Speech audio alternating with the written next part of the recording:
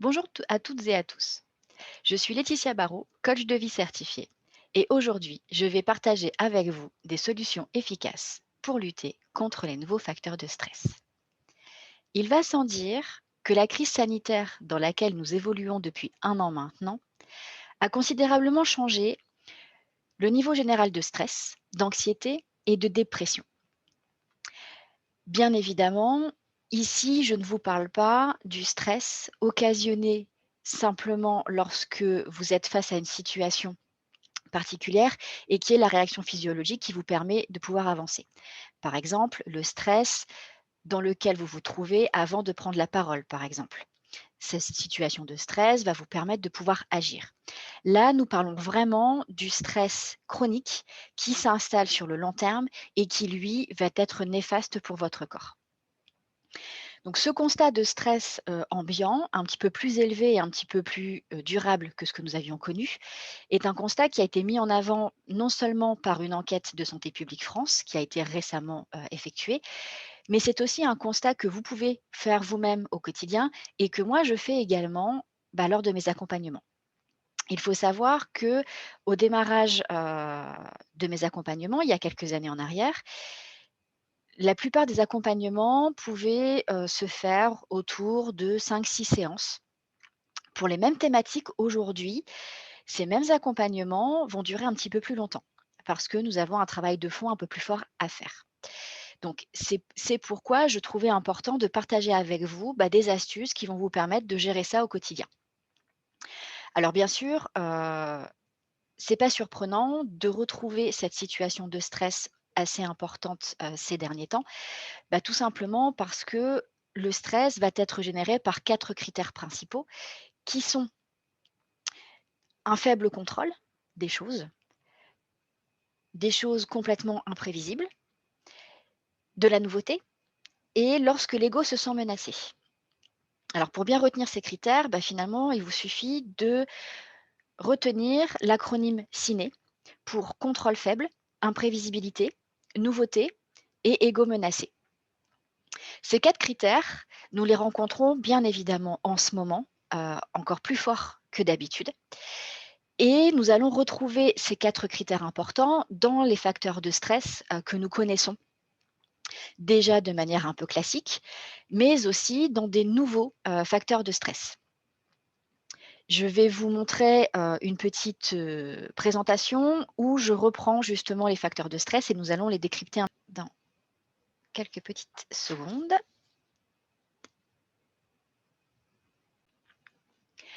Vous voyez désormais les facteurs de stress face à vous. Dedans, vous retrouvez des facteurs de stress internes et externes. Dans les facteurs de stress internes, nous avons la perte de sens, bien évidemment. Si on ne sait pas pourquoi nous faisons les choses, ça ne peut pas fonctionner. Nous finissons par prendre des décisions qui ne nous conviennent pas, nos croyances. Il peut y avoir la quête de perfection, bien sûr, l'hypersensibilité, parce que bien évidemment, quand nous sommes hypersensibles, nous avons un ressenti extrêmement fort. Donc ça peut nous occasionner un stress un peu plus fort, notamment par exemple un hypersensible qui veut prendre la parole va forcément se sentir beaucoup plus stressé et donc va devoir développer des techniques et des stratégies un petit peu plus poussées que certaines autres personnes. Le manque de confiance en soi, les problèmes d'organisation bien sûr et notre rapport à l'environnement et au travail. Ça, ce sont des critères un petit peu classiques. Dans les critères externes, vous avez la perte de contrôle et effectivement, on retrouve bien un des acronymes, de notre mot ciné de tout à l'heure. C'est un des critères, principaux qui est la perte de contrôle. Act avec cette perte de contrôle, il y a aussi la perte de liberté. N'oublions pas que nous, en tant que Français, nous évoluons dans un pays où, le maître mot est liberté, égalité, fraternité. Et dès que ce sentiment de liberté, n'est plus là, forcément, ça va générer un stress supplémentaire. Il en est de même pour le principe d'égalité. Vous le retrouvez d'ailleurs dans les facteurs externes, les inégalités sociales et la pression sociale. Vous avez également, la surcharge de travail, les problèmes financiers qui peuvent être rencontrés. Donc Vous avez ici majoritairement des critères, des facteurs de stress assez classiques, mais vous pouvez voir que dans la situation sanitaire dans laquelle nous évoluons depuis un certain temps, nous retrouvons une partie de ces facteurs-là, mais qui sont encore plus exacerbés et à cela s'ajoutant, des sous-catégories qui vont, générer une surcharge encore un petit peu plus importante et c'est vrai que bah, notre situation de stress va perdurer et va nous amener beaucoup, beaucoup de désagréments. Vous connaissez certainement certains des symptômes, de stress chronique, tels que les insomnies, tels que les trapèzes qui sont complètement, bloqués à chaque fois, la perte d'appétit ou alors à l'inverse, une surconsommation, des addictions qui peuvent, venir et le fait de ne pas pouvoir en ce moment, heu changer un petit peu, son état d'esprit en allant courir à l'extérieur facilement ou en allant dans une salle de sport pour faire du sport, ça peut aussi, générer un stress complémentaire. Vous l'aurez donc compris, tous ces facteurs de stress, outre la réaction physique qu'ils vont générer chez nous, occasionnent une suradaptation qui va fatiguer le corps et l'esprit et aussi qui va faire appel à des leviers d'énergie qui sont peut-être pas les meilleurs leviers d'énergie dont nous avons besoin au quotidien. Il faut savoir que lorsque nous mettons des actions en place, nous avons 4 leviers d'énergie principaux que nous développons. Les 2 premiers sont la passion et la motivation. Ce sont des choses que nous allons développer très facilement pour des choses qui nous plaisent beaucoup et pour les choses qui nous plaisent un petit peu moins, nous allons utiliser des leviers d'énergie qui s'appellent la volonté et le sacrifice. La volonté, c'est super pratique quand on a un objectif très précis, à réaliser. Par exemple, si vous souhaitez assister à un marathon. Vous savez que vous devez, être capable de courir une certaine distance en un certain temps pour, y arriver. Dans ces cas-là, pour mettre en place votre plan d'action et mettre en place aussi votre entraînement, vous allez utiliser cette volonté pour aller de plus en plus loin et vous savez très bien où vous allez. Sur le court terme, aucun problème, vous allez réussir et vous allez développer le levier d'énergie dont vous avez besoin. Par contre, si c'est une situation qui perdure sur du long terme, là, vous allez utiliser cette vous allez développer, pardon, une fatigue un petit peu plus importante à cause de ce levier-là. Je ne vous parle pas, de la fatigue et du stress et de tout ce qui va être généré de négatif en utilisant le sacrifice comme levier d'énergie. Alors, le sacrifice, je l'entends en termes dans un terme très particulier, c'est-à-dire dans le cas, par exemple, où vous voudriez ouvrir peut-être une succursale dans une autre ville, sachant que vous êtes implémenté dans une certaine ville et que vous savez que sur cette partie-là, vous êtes obligé de prendre un de vos meilleurs éléments dans la ville initialement dans laquelle vous êtes implanté pour pouvoir développer l'autre côté. Ce sacrifice-là que vous allez faire, même si c'est un sacrifice indirect, hein, c'est pas vous qui êtes directement concerné, malgré tout, ça va impacter votre situation économique dans la ville où vous êtes déjà implanté. Bien évidemment, c'est une situation qui ne peut pas durer sur le long terme, où vous risquez de mettre à mal un une des villes dans lesquelles vous êtes implanté, au profit de l'autre. Donc vous voyez, ces leviers d'énergie sont à utiliser avec parcimonie. Maintenant que vous connaissez un petit peu, les critères de stress qui peuvent perdurer, que vous les avez bien identifiés, ce qui va être un peu une des premières étapes, l'étape suivante pour pouvoir maintenant gérer ce stress que vous avez reçu va être tout d'abord, de calmer simplement les symptômes du stress, c'est-à-dire calmer les symptômes physiques. Pour ce faire, vous avez des techniques qui existent déjà et que vous connaissez déjà très certainement et peut-être même déjà utilisées. La première que je vais vous présenter, ça sera plutôt la respiration abdominale, la cohérence cardiaque, la méditation, le fait de bouger, de rire également, d'échanger avec les autres. Je vous dirais que pour calmer les symptômes du stress, chacun va utiliser les techniques différentes parce que l'objectif pour calmer les symptômes du stress, c'est de faire ce qui vous plaît le plus. Ainsi, vous allez retrouver les leviers d'énergie qui sont très bénéfiques pour vous, qui sont la passion et la motivation. Dans les éléments de respiration qui peuvent être extrêmement utiles au quotidien, je vais simplement vous en présenter un maintenant, qui est la respiration de la paille, qui est utilisée très fréquemment en sophrologie pour calmer le corps et l'esprit de manière assez rapide. Pour ce faire, vous allez inspirer profondément et expirer comme si vous souffliez dans une paille.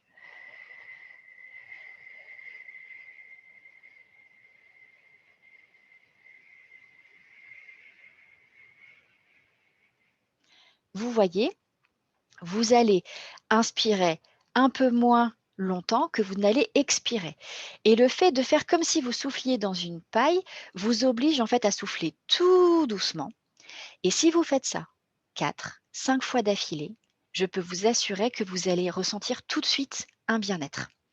Et là, vous aurez de fait un peu plus de recul pour vous pencher sur la stratégie à utiliser pour résoudre votre problème de stress que vous êtes en train de vivre. Vous avez peut-être développé naturellement certaines stratégies. Parfois, elles ont pu fonctionner. Peut-être que celles que vous utilisiez avant qui fonctionnaient ne fonctionnent plus maintenant. Elles peuvent continuer à fonctionner aussi. Et peut-être que vous avez fait le constat parfois que vous avez beau essayer, ça ne marche pas. Et vous ne comprenez pas pourquoi. Alors ici, je vous ai fait finalement un petit récapitulatif de stratégies naturelles et des stratégies qui fonctionnent. Alors, je ne suis pas en train de vous dire que les stratégies naturelles ne fonctionnent pas.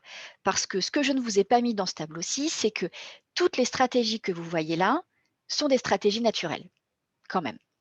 Par contre, il y a des stratégies naturelles qui sont passives, c'est ce que vous avez à gauche, et des stratégies naturelles actives, ce sont celles qui sont à droite et que j'ai nommées stratégies qui fonctionnent. Alors, à vous de voir si vous êtes plutôt naturellement sur des stratégies qui se trouvent à gauche ou des stratégies qui se trouvent à droite. Il n'y a pas de bonne ou mauvaise stratégie. Elles sont toutes aussi valables. Par contre, il y en a qui vont vous donner des résultats beaucoup plus concrets, beaucoup plus rapides. Et ce sont plutôt celles-là que moi, je vais vous inviter à utiliser plus fréquemment, bien sûr. Dans les stratégies naturelles, vous avez donc la rumination. Ça, c'est l'esprit humain qui fonctionne comme ça. Cette faculté à essayer de trouver des solutions en permanence fait que certaines personnes vont avoir cette tendance à ruminer parce que tant qu'elles n'ont pas trouvé une action qui fonctionnait, en fait, ça va tourner en boucle. Donc c'est la petite souris qui est dans sa petite roue et qui continue à faire toujours la même chose. Vous pouvez avoir les distractions, c'est-à-dire je m'active, je fais plein de choses pour ne pas avoir à penser à ce que je fais. Je peux aussi me dire: «J'oublie ce que je fais». Parce que non, j'oublie le problème que je suis en train de vivre aujourd'hui. C'est le déni, complètement. Ça peut être aussi la consommation. Alors, comme je vous disais tout à l'heure, dans les stratégies parfois pour oublier son mal-être, il y a cette stratégie de surconsommation pour avoir un réconfort immédiat. Alors ça aussi, c'est super naturel d'avoir ce réconfort immédiat. Ceci dit, sur le long terme, ça va vous occasionner peut-être certaines difficultés complémentaires parce que si vous devenez addict au sucre, si vous devenez addict à l'alcool, si vous devenez addict à la cigarette parce que finalement sur le coup ça vous fait du bien, au final ça va être néfaste pour votre santé. Avec le sucre, vous pouvez développer du diabète ou avoir des difficultés avec votre pancréas. Vous pouvez, avec un excès d'alcool, avoir d'autres soucis de santé. Donc c'est vrai que sur le coup, ça peut faire du bien, mais sur le long terme, ça peut être un peu néfaste. Et ce qu'on appelle la fuite dans l'action, alors ça peut paraître contradictoire en fait, parce qu'on se dit: «Si on agit, on n'est pas en train de fuir», mais parfois si, on peut se dire que nous allons mettre en place une certaine action, mais finalement, on a beau savoir que cette action ne va pas solutionner notre problème, on va quand même y aller parce que sur le coup, ça nous semble une bonne idée. Alors, si je vous prends un exemple, plutôt donc j'ai, une problématique en ce moment qui est que, ben, j'ai perdu mon emploi parce que, la situation économique était trop compliquée pour mon employeur. Je me retrouve sans travail. Eh bien, plutôt que d'essayer de trouver un autre job, parce que, bah, ça sera mieux pour moi économiquement. Je vais peut-être me dire: «Bah, tiens, finalement, bah, je vais en profiter, pour faire les travaux dans la maison. Je vais en profiter pour faire autre chose». Alors sur le coup, ça fait du bien, ça améliore mon quotidien, mais sur le long terme, bah, finalement, je vais me retrouver avec une difficulté supplémentaire parce que j'ai déjà plus mon salaire correctement, j'ai des difficultés économiques et pour autant, je vais dépenser des sous supplémentaires pour faire ça. Alors, ça peut être une bonne option, mais à vous de vérifier que ça ne vous met pas à mal plus tard, simplement. À côté de ça, pour le faire, je dirais, vous pouvez utiliser une stratégie qui va vous aider à prendre vraiment du recul et à voir si cette solution est une vraie solution.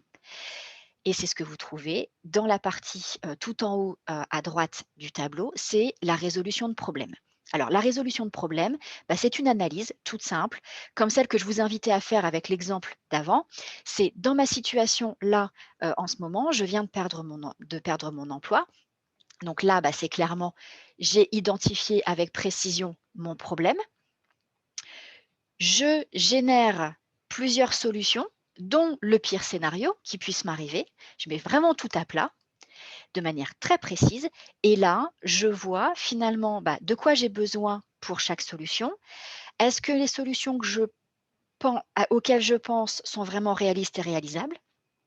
Et également, finalement, est-ce qu'elles vont être écologiques pour moi? C'est-à-dire qu'elles vont vraiment m'être utiles, respecter la personne que je suis et ce que je souhaite faire de ma vie.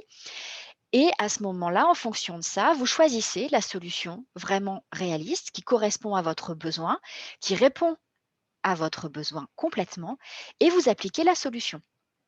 Un petit peu après, vous évaluez cette solution pour voir si le problème persiste ou non.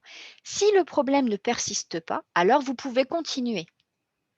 Si par contre le problème persiste, bien évidemment, je vous invite à recommencer ces étapes, ce qui vous permettra de pouvoir vraiment vous assurer d'avoir un vrai suivi sur ce dont vous avez besoin. Outre cette méthode des résolutions de problèmes, vous avez dans les stratégies de gestion du stress actives, celles qui fonctionnent, le fait d'apprendre à tolérer l'incertitude. Alors, pourquoi tolérer l'incertitude? C'est parce que je vous avais dit tout à l'heure, souvenez-vous, avec notre acronyme CINE, que le stress chronique allait être généré dans des cas de contrôle faible sur la situation, d'imprévisibilité, de nouveautés et d'ego menacé. Eh bien, si j'apprends à tolérer ce qui est imprévisible, je vais forcément descendre mon niveau de stress. Et qu'est-ce qu'on essaye de faire en gérant son stress? C'est abaisser le niveau de stress tout simplement. Donc, le fait de travailler sur cette imprévisibilité va être extrêmement pratique. Il y a également un facteur très important qui est souvent négligé en période de stress. Vous êtes tellement obnubilé en période de stress par le fait de trouver une solution que vous allez certainement oublier de prendre soin de vous. Sauf que comment voulez-vous prendre soin des autres ou trouver une solution à un problème si vous ne prenez pas soin de vous? C'est-à-dire que prendre soin de soi, c'est faire attention à son alimentation, à son sommeil, privilégier son repos. Et bien évidemment, imaginez-vous que vous êtes complètement fatigué, vous allez être complètement à l'ouest, comme on dit. Et qu'est-ce qui va se passer? Vous ne pourrez pas prendre une décision normale, correcte pour vous. Et donc, prendre soin de soi est un élément extrêmement important. Et aussi, chercher du soutien. Alors, pourquoi chercher du soutien? Parce que vous allez vous sentir beaucoup moins seul, bien évidemment. Et en même temps, vous allez peut-être apprendre des nouvelles choses. Alors, si je récapitule un petit peu tout ça, et c'est ce que vous avez là sous les yeux, c'est que si je veux pouvoir baisser les critères de stress, eh ben, je peux effectivement, pour la partie contrôle, essayer de garder du contrôle sur ce sur quoi je peux agir, donc me ressourcer. Alors me ressourcer, c'est pas me reposer, me ressourcer, c'est faire des choses qui me plaisent et qui me font du bien, pour retrouver mon levier d'énergie, passion ou motivation. D'accord? Ensuite, c'est privilégier mon alimentation et mon sommeil. Je vérifie ce sur quoi j'ai du contrôle, donc c'est ma notion de responsabilité. Sur chaque chose, vous pouvez poser la question, est-ce que j'ai une responsabilité dessus? C'est-à-dire, est-ce que je peux faire changer les choses ou pas? Et si je ne peux pas faire changer les choses, eh ben dans ces cas-là, je lâche prise. Je reste en action et je communique sur ce que je vais faire. Pour faire baisser le niveau d'imprévisibilité, eh bien, c'est je profite de l'instant présent parce que ça, je le maîtrise. J'essaye de faire des scénarios catastrophes pour essayer d'anticiper certaines choses, mais je ne rumine pas. Je revois mon cadre, je réadapte mon cadre pour m'assurer de mon équilibre vie pro, vie perso. Depuis un petit moment, dans mes accompagnements, j'ai très souvent la question: «Oui, mais comment je fais pour garder mon équilibre vie pro, vie perso si, je reçois comme je suis en télétravail tout le temps, je reçois des coups de fil des fois le matin de bonne heure de mes clients, parfois tard le soir et je suis un peu moins disponible pour ma vie, personnelle et ça, c'est quelque chose qui me pèse». Alors, j'ai fini par étudier la question sous un autre angle et proposer quelque chose que je n'aurais peut-être pas proposé il y a quelques mois, aux personnes que j'accompagne. Eh bien, si vous êtes dans ce cas-là et que finalement, le cadre vie pro et vie perso est très compliqué à mettre en place, eh ben, dans ces cas-là, revoyez simplement votre notion plus globalement. C'est-à-dire que vous savez le nombre d'heures que vous devez consacrer à votre vie professionnelle. Si vous avez démarré votre vie professionnelle à 7h30 plutôt qu'à 8h30 d'habitude, et ben, peut-être que dans votre vie normalement, officielle, professionnelle, peut-être que vous pourrez vous organiser un petit temps de vie perso pour contrebalancer. L'idée, c'est qu'au global de votre journée, vous ayez toujours cette impression d'avoir un équilibre entre les 2. C'est peut-être simplement le temps pendant lequel vous allez le faire qui va changer. Mais en soi, tant que les choses sont claires, tant que vous communiquez sur tout ça, il y a aucune raison que ça se passe mal. Au contraire, vous avez tout à y gagner. Vous pouvez donc vous instaurer des nouvelles routines, planifier des choses. Pour ce qui est de la nouveauté, bah, déjà, c'est essayer de ne pas être trop, perfectionniste. C'est-à-dire que, puisque c'est nouveau, vous ne pourrez pas avoir le même niveau d'engagement, ni même le même niveau de réalisation que d'habitude. Donc soyez indulgent envers vous-même, c'est normal et ça va passer. Parce qu'au fur et à mesure de la situation, elle sera de moins en moins nouvelle et vous pourrez de mieux en mieux vous adapter. N'hésitez pas à vous faire accompagner. Vous allez forcément pouvoir vous former sur certaines choses que vous ne connaissiez pas. Vous allez apprendre, ce qui est un très bon facteur aussi, de motivation et vous pouvez aussi essayer de vous exposer à la situation graduellement. Je pense par exemple à des personnes qui pourraient, être amenées à travailler en extérieur, qui ont un petit peu peur de prendre des risques. Eh bien, peut-être que si elles se disent, «Je vais y aller sur une matinée et pas une journée complète. Je m'assure que tout se passe bien, que chacun a son masque et cetera», bah, ça permettra d'appréhender en fait la nouveauté et au fur et à mesure de mieux gérer cette situation et de ne plus être stressé par rapport à ça. Le fait de s'exposer aussi à la situation graduellement va vous permettre aussi de faire baisser le dernier point qui est l'ego menacé. Parce qu'effectivement, dans la situation sanitaire qui nous intéresse en ce moment, notre ego est menacé à 2 points de vue. Le premier, c'est physiquement, bien sûr, parce qu'on a peur du virus, de l'attraper, d'être malade, voire d'en mourir. Et nous avons aussi cette peur peut-être, de subir un contre-coup économique qui va faire qu'on va peut-être perdre notre job ou alors que peut-être, la société dans laquelle nous allons aller va peut-être licencier un petit peu ou peur de se retrouver au chômage partiel et donc dans ce ou alors, peut-être se dire: «Bah, pour l'instant tout va bien, mais s'il devait être amené à faire partir des gens, peut-être que si moi je travaille moins bien ou comme d'habitude, peut-être que ça pourrait quand même être suffisant pour qu'on me mette de côté». Tout ça, bah, va vous générer du stress et si vous arrivez en fait à vous faire confiance, à savoir quelles sont vos forces et vos talents, ne pas les oublier, vous a et communiquer là-dessus, vous allez être en mesure de faire baisser ce niveau de menace et donc tous ces éléments-là vont vous permettre de faire baisser tout ça, de vous assurer d'essayer de vous assurer de maintenir sur du plus long terme, votre équilibre de vie. Alors, vous l'aurez compris, si je résumais un petit peu, pour gérer ce stress, que vous vivez peut-être en ce moment ou que vous avez vécu ou que vous vivrez peut-être, d'ici un moment, bien la première étape, c'est de calmer physiquement les symptômes du stress. La deuxième étape va être de reconnaître quels sont vos critères facteurs de stress qui génèrent ces symptômes que vous venez d'essayer de calmer et la troisième étape sera d'en trouver un petit peu les causes, de manière à pouvoir développer la bonne stratégie, la stratégie qui fonctionne ou les stratégies qui fonctionnent pour vous permettre de baisser ça. Avec tout ça, vous avez tous les éléments dont vous avez besoin pour pouvoir faire face à la situation. Faites-vous confiance, vous êtes capable de gérer tout ça. La preuve, c'est que vous l'avez déjà fait pendant 1 an et vous allez peut-être devoir le faire un peu plus ou peut-être que ça va se calmer. Là-dessus, personne n'a de certitude. Par contre, la certitude que moi j'ai, c'est qu'avec tout ça, vous allez pouvoir gérer ça de la meilleure manière possible. À vous de jouer et à bientôt.